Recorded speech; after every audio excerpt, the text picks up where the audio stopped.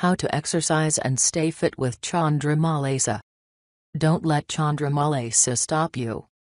Anterior knee pain, or chondromalcia, is a degenerative condition where the backside of the patella, kneecap, fails to track smoothly over the trochlear groove at the bottom of the femur, thighbone. Symptoms: burning and pain around and behind the kneecap after exercise. After long intense exercise or use followed by motionless rest, the kneecaps may not slide well when knees are flexed or extended. Pain and mild to severe crunching noise in the joint behind the kneecap when leg is extended with foot off the floor in a seated position. Pain behind the kneecap when ascending or, even worse, descending stairs. Kneecap pain when standing up from a low seated position like a low chair, a squatting position, or a low car seat. Arthritic pain, stiffness and reduced range of motion after sitting with knees bent for long periods of time, for example, long car rides, plane rides, movie theaters seats, concerts, and watching sporting events. If your kneecap is tracking very poorly, it may even slip out of its groove, usually laterally, and feel stuck. This can happen when standing with legs straight too long and then flexing the knees suddenly. This stuck kneecap situation can result in damage to the articular cartilage behind the kneecap. When you feel your kneecap stick when bending, stop bending and straighten the leg again. Massage the outside, lateral, side of the patella tendon vigorously and gently try to bend, flex, it again. Causes: overuse. This chronic injury usually develops over time as a result of intense repetitive use, usually in conjunction with another pre-existing knee injury like an ACL tear or major meniscus damage. Also, jobs that involve incessant kneeling may cause this condition. Acute trauma. Damage to the articular cartilage in the trochlear groove and to the backside of the kneecap can also be the result of a traumatic injury involving kneecap dislocation or blunt force trauma.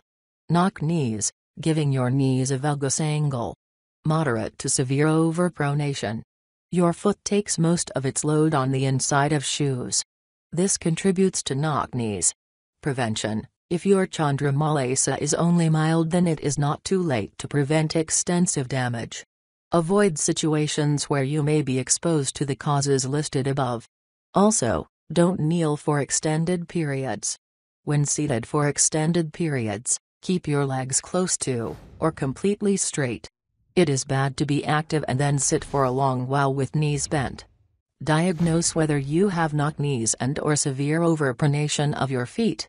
Get shoes that give you a lot of arch support and address overpronation. I suggest ASICS Gel Evolution or Brooks Beast. Get a knee jumpers strap that velcros just under your kneecap at the top of the patella tendon and use the edge of the raised underpad to push your kneecap medially, inside.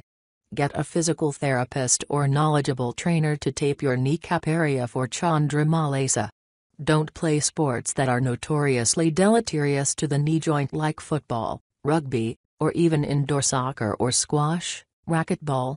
Be sure to vary your workouts and avoid doing just one thing all the time with intensity like road cycling. Bicycling with intensity puts tremendous load on the kneecaps.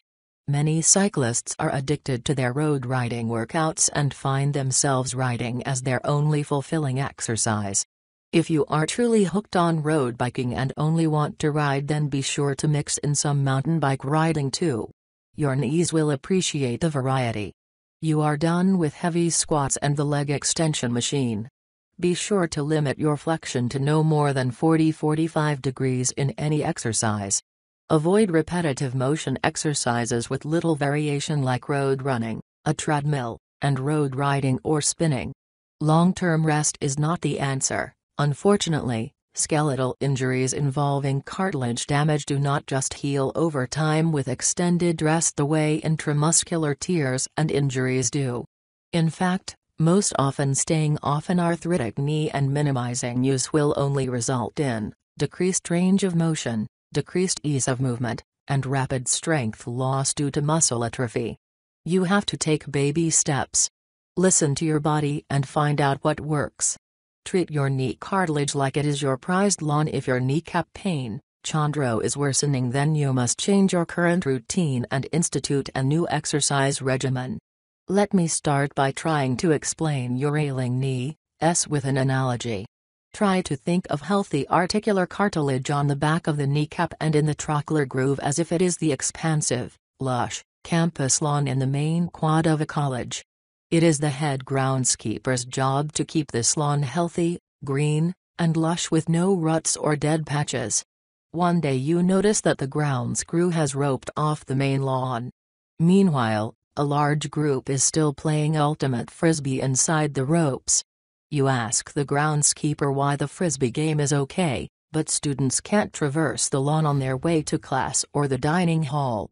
He explains that pedestrian commuting across the lawn results in regular and repetitive foot patterns that steadily kill grass and wear dead patches into the lawn. On the other hand, the irregular foot patterns of an ultimate frisbee game actually serve to massage and stimulate the grass and its soil like a mild aeration. No specific area of the grass is getting dug up or worn out. Sorry for the long analogy, but think of your articular cartilage like a lawn you are trying to keep healthy. Vary your activities and don't do the same motions, over and over for long durations. Exercise progression to get your chondro knees working best. Assuming you are truly stuck and you feel that pretty much every type of exercise you try is hurting your knees and setting you back, you need to get enough regular activity going to strengthen your quad muscles enough to get your kneecaps tracking better and more quietly. Specifically, you need to try to work the VMO, vastus medialis oblique, section of your quads pictured at right. Here is a simple progression to get you going. Sitting up in a chair, simply extend one leg out and hold it for 5 seconds. Don't extend it so hard that you are pinching things though. Alternate legs. Lying on your back in a bed or soft floor or mat, with legs perfectly straight, raise each leg about 2 feet slowly and then lower it slowly. Alternate legs. On days when you have had a setback and really need to rest your legs, just go out and paddle a boat or kayak for some upper body aerobic exercise. Get a moderate impact Pilates video of 30-50 minutes. I recommend Windsor Pilates. Skip any movements that hurt. Swim with fins and a kickboard. Swimming vigorously with fins can really get your quads and hamstrings going with low impact. Start hiking on dirt trails in rolling hills. Uneven trails really help. Mix in mild jogging on the flats.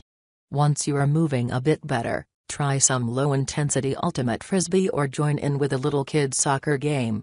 Keep the intensity way down to start. If you feel your knees can tolerate some load, try putting some light weight on a ram rack or leg press machine. Extend your knees with your toes pointed out at 45 degrees to stimulate your VMO quad. Don't flex your knees past 40 or 45 degrees. Surgery is often not the solution, but here are your options. Lateral release. Orthopedic surgeons may suggest a lateral release. This can release some of the lateral pull on your kneecap and can be effective but will leave a severe indentation next to your kneecap. Microfracture. Depending on what kind of healer you are, microfracture for chondromalacia can be more debilitating and injurious than the actual symptoms you are trying to treat. Recommend against it. If you pursue this aggressive and experimental procedure, be sure to do it just one leg at a time.